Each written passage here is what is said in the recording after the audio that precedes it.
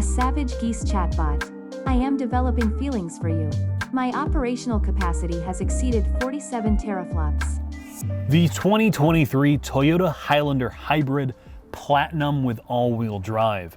Mark and I are not the biggest fans of the winter months, but what we are a fan of is Toyotathon and December to Remember. And in honor of Akio Toyoda and our Toyota overlords, we are revisiting many of Toyota's legacy products like the Lexus GX and Toyota Tacoma, and now starting to review their future products. Toyota, for better or for worse, is downsizing their drivetrains, moving towards a 4-cylinder and turbocharged future.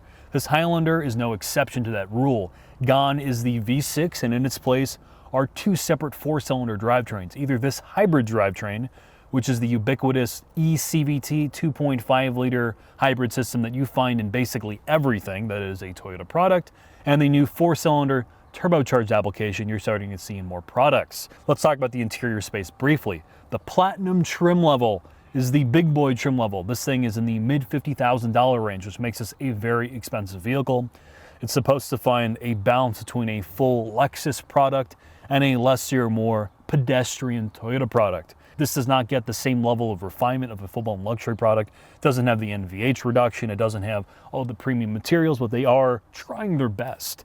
You get fake wood on the doors. You get some nice fake aluminum on the dash. To my pleasant surprise as well, you get some nice interior colors, like this Werther's Original, as Mark likes to call it, tan interior with these quilted leather seats, at least in the front. They were not designed for a larger individual, but if you are vertically challenged and potentially a little bit more feminine in build, you will find these seats rather comfortable. They are heated and cooled, and you have good visibility. This vehicle has a lot of glass. The second row in this Platinum Edition vehicle are captain's chairs, and the third row is a bench. What the Highlander is trying to do is not burden you with having to pick something like a minivan. Although the Sienna is more practical, for those who are minivan phobic, you can still get most of the utility, including a nice cubby hole underneath the infotainment screen for your phone, which has a wireless charging pad. Basically, if you need to store a lot of shit and put your little bastards in the back of this vehicle, you should be able to do that fine. With the third row up, you essentially sacrifice the entire trunk area, which is fairly common in vehicles like this, but with the third row down, this cabin space is enormous. The last thing I'm going to talk about is the addition of Toyota Connected. Gone is the truly terrible infotainment system that was in this vehicle in the past with its split screen functionality. We talked about it in our long-term Venza video. It wasn't good. It was the biggest detractor of the Highlander and the Venza, but now you have Toyota Connected. We've talked about Toyota Connected ad nauseum at this point. Essentially, it's Toyota's in-house infotainment that they designed, they have control over. It has great native software, which is not enabled on this car for some reason, but you do have wireless and wired Apple CarPlay and Android Auto. Both work quite well. It's essentially an idiot-proof system. Past that, though, I think it's time for us to head into the shop and put this thing up in the lift.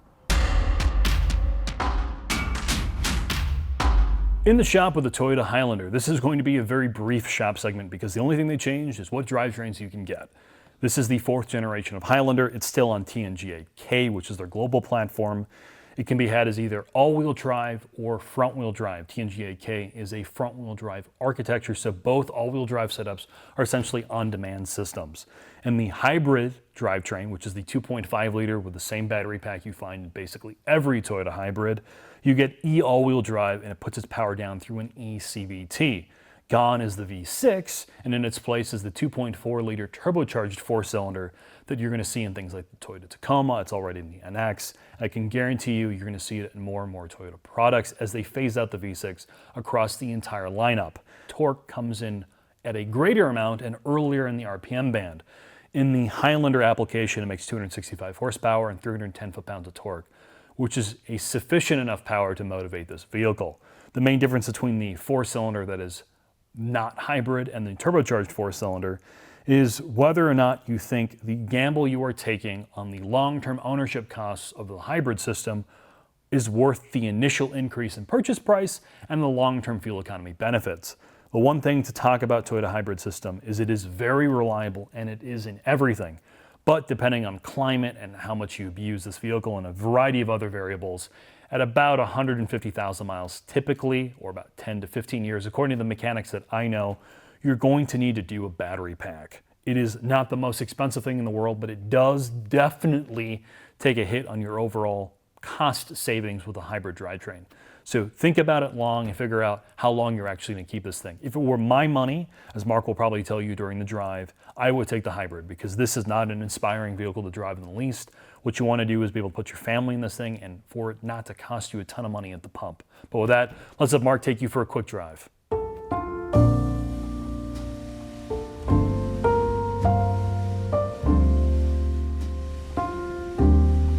Let's take a snowy drive in the Highlander Hybrid.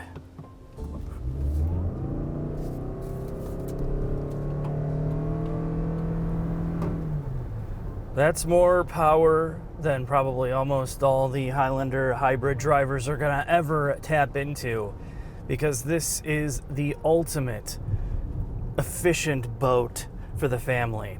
I wanted to revisit the Highlander because I drove it during the launch event with Matt Moran. I also talked about all the Lexus and Toyota products that are being updated with the new infotainment. And the big thing with this is I wanted to drive it again because the Grand Highlander is coming out. That's right, more big vehicles, bigger, more luxurious with that higher price tag. And our argument continues to be, why does this keep happening? Do we really need all this? And what does it bring to the table before they start adding more luxury features? So here it is. Now that you only have an option for a lot of salt all over your car, and clearly the V6 option that was available before, like on the older Siennas, and basically the V6 that's going away, had a sense of refinement to it. It had a smoother, warmer tone. It didn't feel as like shit boxy, because when you need power out of this,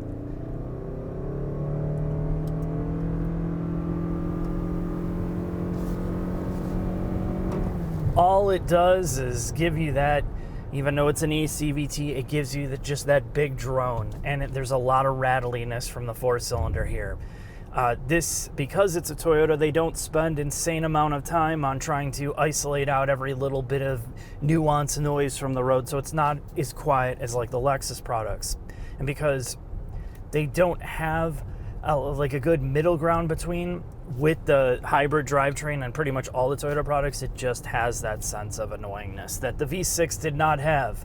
Although you're going to argue for something like this, all you care about is having a usable interior, decent styling, reliability, and the fact that you're going to get over 30 miles to the gallon out of an enormous tank.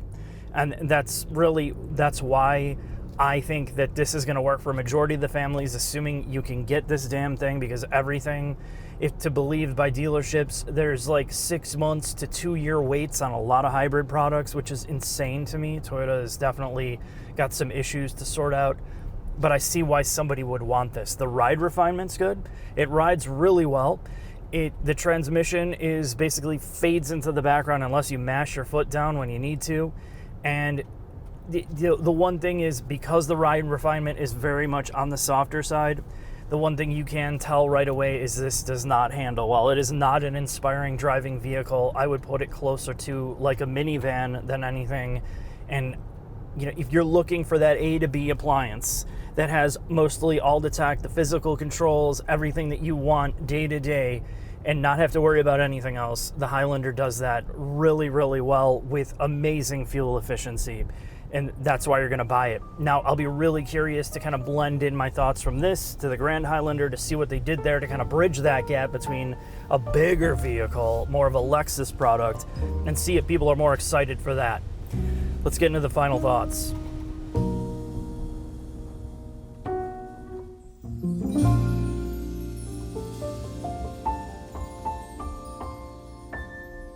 This is the last of our Toyota and Lexus update videos before we talk about the Grand Highlander and of course the GR Corolla on straight and track. The takeaway of the Highlander is very, very simple. It's like much of the industry, you're seeing downsized engines. In commodity products, you are going to see plug-in hybrids, and of course turbocharged 4-cylinders, and you're going to ask, what's your best option? On something like this, you're going to want to go towards the tried and true. And the hybrid system from Toyota is proven, it's been around forever, and on a vehicle like this that you really don't care about performance, you want a few things. It's got to ride well, it's got to be safe, and it's got to get you from point A to point B without costing you an ass load of money. In terms of the Highlander Hybrid, that is what you want. The E-all-wheel drive system is going to be just good enough for urban driving if you're in bad climates. Getting rid of the torque vectoring differential is kind of strange, but nobody cares about handling in something like this. Like, it's probably like less than 1% of people are like, oh man, I got to have a better handling 3-row SUV. And if you care about that, you're going to a different brand right from the get-go. I like the fact that they've blended all of the kind of legacy things with the updated infotainment, the gauge cluster, while you're getting rid of analog gauges. It just feels all cohesively integrated, and this is what we're going to see on all future Toyota products. I hope they continue to blend some of the physical controls and all the things that we like about these products with the tried and true reliability of a just working appliance that you don't think about. Thanks for watching. I'll see you next video.